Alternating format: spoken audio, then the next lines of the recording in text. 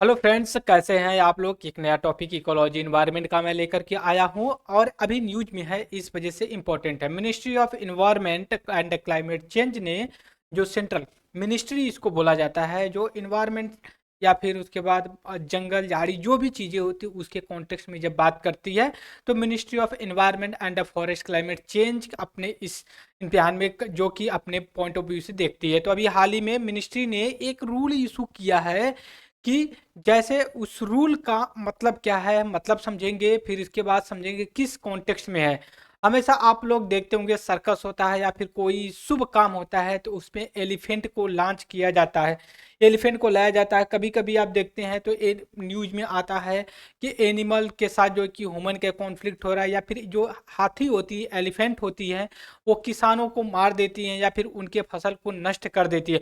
इस कॉन्टेक्स्ट में government of India ने एक नया रूल लेकर के आया है। इसमें रूल में जो किसी एनिमल को, या एक किसी एनिमल को नहीं, स्पेशली एलिफेंट जो हाथी होती है उसके कॉन्टेक्स्ट में लेकर के इसने बात किया है। इसने अगर मान लीजिए किसी एलिफेंट को आपको ट्रांसपोर्ट करके ले जाना है कहीं और पे, मतलब एक स्थान से दूसरे स्थान पे जो है कि रीलोकेट करना है, या फिर उसको जो है कि किसी गाड़ी में भर करके कहीं और लेकर के जाना है, तो आप के दिमाग में एक चीज है, इतनी बड़ी हाथी का जो है कि शरीर कैसे उसको किसी ट्रक या इसमें जो है कि ट्रांसपोर्ट किया जा सकता है। तो देखिए, कोई चीज पॉसिबल नहीं होती। तो यहाँ पे जो हमारा कॉन्टेक्स्ट है, आप पिक्चर भी देख सकते हो, ट्रक पे लाद करके लेके जा रहे हैं। अगर हाथी पगला जाए तो इनके बस का नहीं है कि लोग कंट्रोल कर पाए।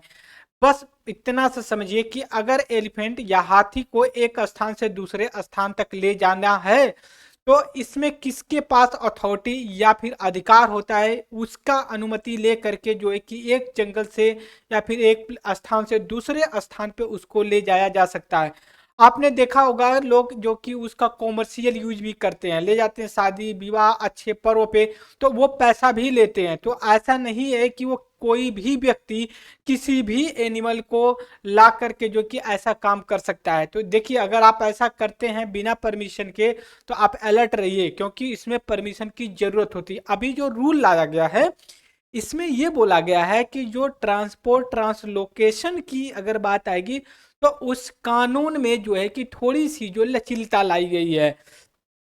सपोज करिए किसी एरिया में बहुत ज्यादा हाथी हो गई हैं, वहां पे उनको खाने के लिए जगह नहीं मिल पा रही, वो गांव में घुस जाती हैं।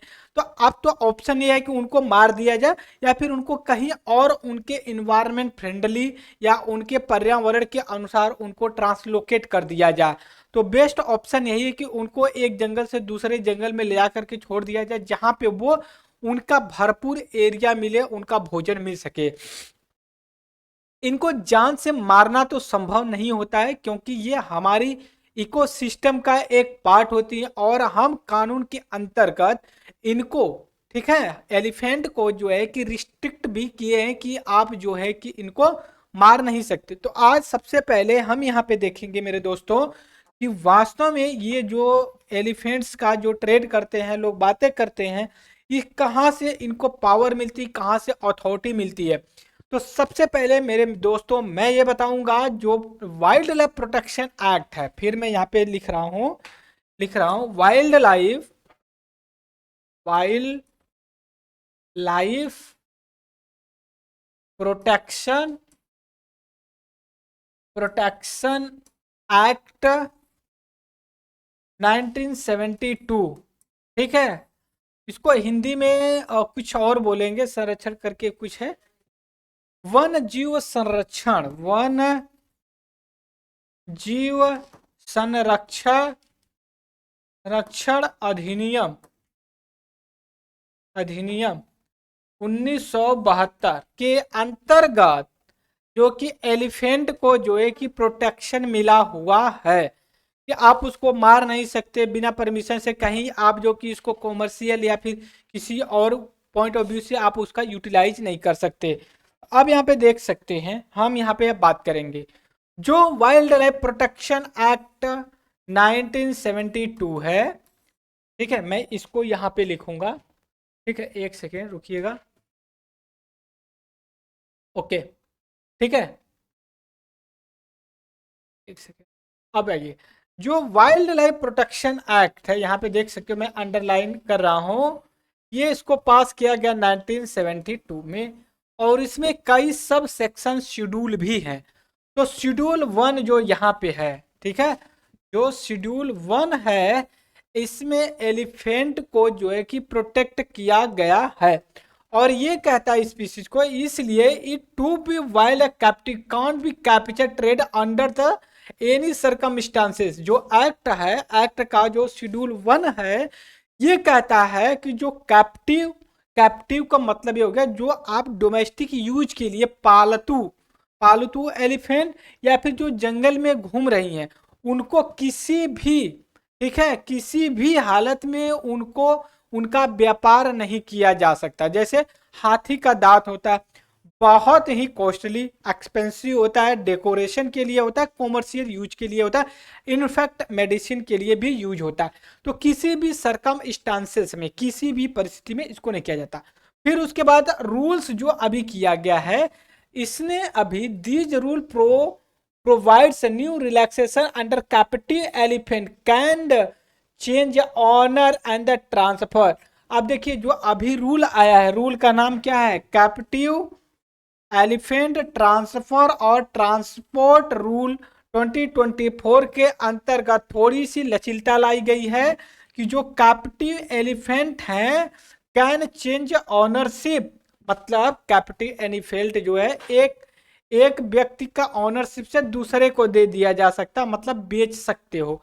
दूसरी, उसको ट्रांसफर किया जा सकता है, किसी भी, थोड़ा सा लचीलता लाएगी। उसके बाद वाइल्ड लाइफ प्रोटेक्शन एक्ट 1972 ये कह रहा है कि इसेंशियली स्पेशली प्रोहिबिटिव लॉ है, प्रोहिबिट करता है, it put variety of the restriction to curb tracking wild animal. अब देखिए आप कहेंगे कि वाइल्ड लाइफ प्रोटेक्शन एक्ट 1972 क्यों कहता है कि हम रिस्ट्रिक्ट करते हैं, इस वजह से कहता है कि वो बचाना चाहता है एलिफेंट को, एलिफेंट की पॉपुलेशन को, क्योंकि वो हमारे जीवन के लिए एक अभिन्न अंग है और इससे ज़्यादा इकोसिस्टम की साइकिल के लिए भी इम्पोर्टेंट है। अगर उस पर रिस्ट्रिक्शन नहीं लगाया गया तो समझिए कि उनका इलीगल, गैर कानूनी तरह से व्यापार होगा। जैसे उनको बिना मतलब का जो है कि कॉमर्शियली यूज के लिए किया जाएगा, फिर उनको अच्छा भोजन भी नहीं मिलेगा, उनको मार दिया जाएगा, उनके जो दांत है, जो उनकी छिलके होते हैं, चमड़े होते हैं, उनको किसी भी कॉमर्शियल यूज के लिए यूज किया जा सकता है।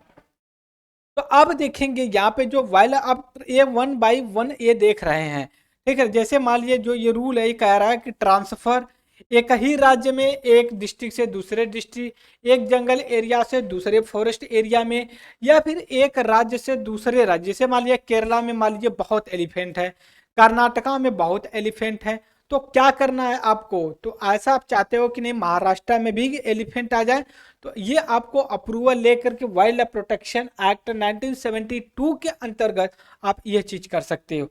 फिर इसके बाद ये देखिए कह रहे हैं इसको शेड्यूल 1 में, जो schedule 1 of the wildlife protection act का किया गया है, animal to be translocated for the specific person. अगर ट्रांसलोकेट करना है तो कोई स्पेसिफिक पर्सन पर्पज होना चाहिए, ठीक है। उसके बाद such as a educational and scientific research के लिए, can be also relocate the population management के लिए किया जा सकता है। अब ये देखिए जो कैप्टिव एनिमल जो है, कैप्टिव एलिफेंट है, मतलब मैंने बताया historically in the forest management, जो उनको प्रोटेक्ट करने का राइट मेजरली तो जो फॉरेस्ट मैनेजमेंट डिपार्टमेंट है उसका होता है, timber transport preserve the estimate, ये सभी चीज़ों को करने के लिए होता है। अब देखिए रूल क्या कहता है, ये provide the new relaxation under which captive animal. अब देखिए कैप्टिव एनिमल्स के जो एलिफेंट्स है उनके कॉन्टेक्स्ट में रूल बात कर रहा है अभी, ना कि वाइल्ड लाइफ या फिर वाइल्ड एनिमल होते हैं उनके, जो जंगल में रहते हैं उनको लिए नहीं। वो क्या कहता है, कैप्टिव एनिमल का ऑनरशिप चेंज किया जा सकता है और ट्रांसफर किया जा सकता है। एग्जाम्पल के लिए सिचुएशन जब owner no longer the position to maintain elephant. अब देखिए सिचुएशन क्या, समझिए मान लीजिए मैंने एलिफेंट पाल रखा है और मेरी स्थिति ये हो जाती है कि हाथी का भोजन नहीं करा सकता मैं, उसकी खुराक ज़्यादा होती है। तो इस कंडीशन में मैं ऑनरशिप जो है कि किसी और को दे सकता हूँ, नहीं भैया आप जो है कि इसको ले लीजिए। जैसे अदर चीज़ें की जाती है। State chief wild life warden deemed, जब अब कौन करेगा, जब जो चीफ स्टेट का चीफ वाइल्ड वार्डन ये समझे कि यह फिट है और ये proper to transfer elephant in the circumstances which call for, हमने कहा ना किसी भी सर्कमस्टांसेस में नहीं किया जा सकता, लेकिन जो रूल आया है 2024 का इसमें ये बोला जा रहा है कि नहीं ट्रांसफर किया जा सकता है जब ऑनर एबल ना हो कि नहीं भाई आप इसका किया जा सकता है।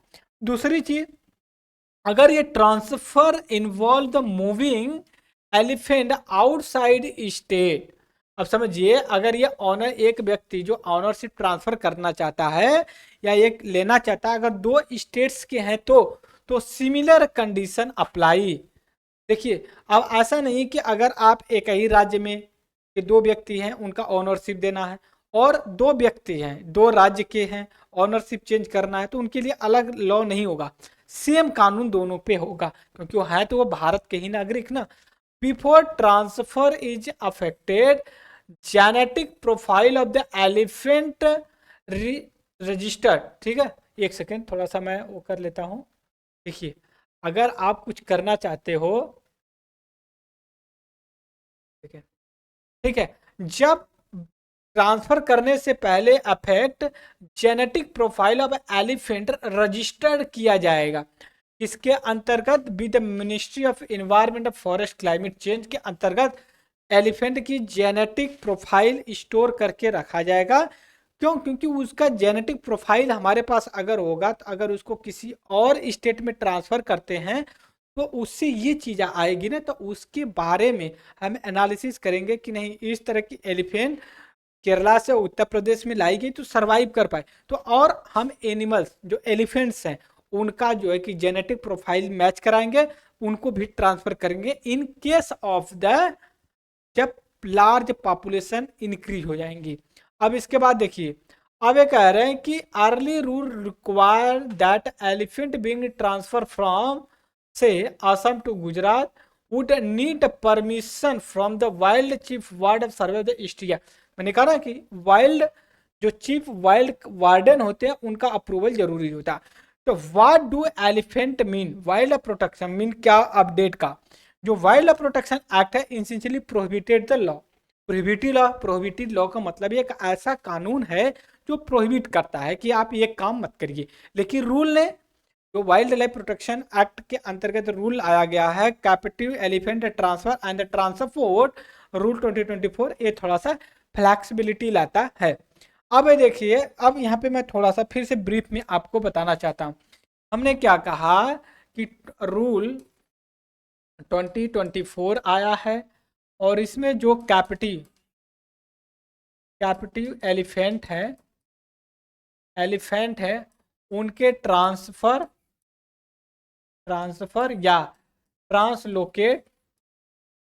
लोकेट के लिए जो है कि रूल्स को इजी किया है।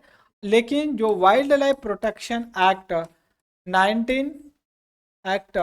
1972 है, ये जो है कि एक प्रोहिबिटिव लॉ है, वो मना करता है, ठीक है। तो ये हमारा बेसिक इंफॉर्मेशन थी कि जो एलिफेंट्स हैं उसको ट्रांसफर करना है एक प्लेस से दूसरे प्लेस, एक ऑनरशिप से दूसरे ऑनरशिप, एक स्टेट से दूसरे। तो आज का लेक्चर में इतना ही रहेगा फ्रेंड्स, आगे फिर नया लेक्चर लेकर के आएंगे, तब तक के लिए thank you for the discussion and have a nice day, ठीक है।